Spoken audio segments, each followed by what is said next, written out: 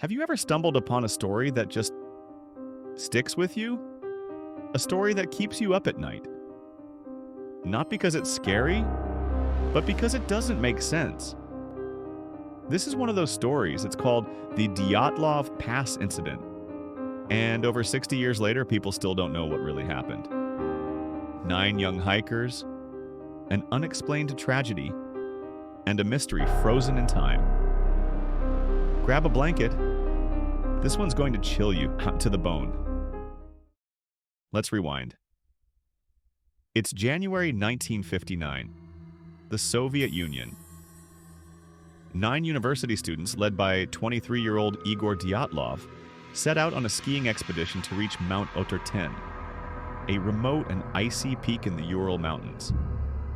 These weren't amateurs, they were experienced hikers. Young, smart, fit, most of them in their early 20s. They documented the trip with diaries, photographs, and even jokes. This was supposed to be an adventure, not a final journey. They were expected to return by February 12th, but silence. No messages, no sign of them. Family members raised alarms, and soon search teams were sent into the snowy wilderness. What they found, no one was prepared for. On February 26th, rescuers found the group's tent. It was ripped open, but not from the outside, from the inside, as if the hikers were trying to escape from something in a panic. The tent still had clothes, boots, food, but the hikers?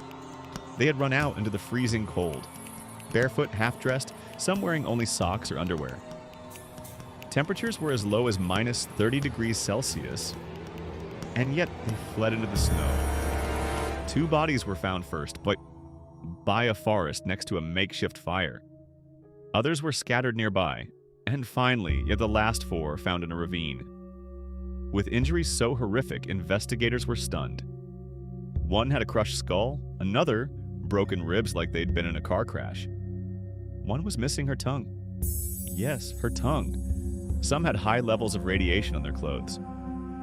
So, what happened up there?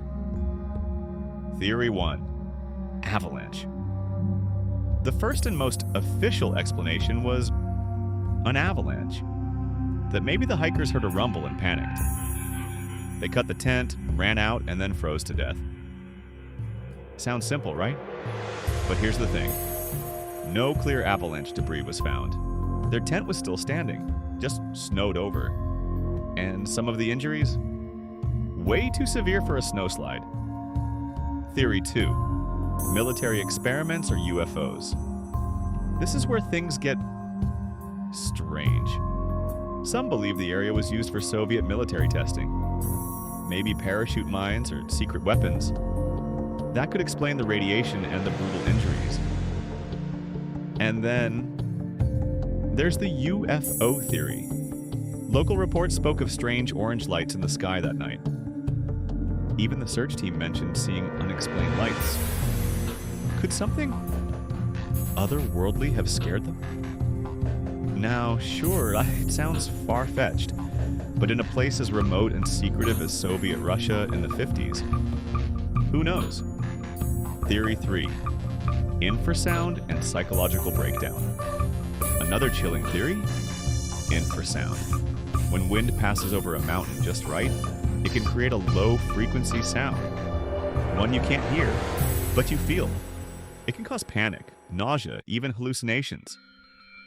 Maybe the hikers experienced this, felt overwhelming dread, and ran, disoriented and terrified. But again, why the brutal injuries?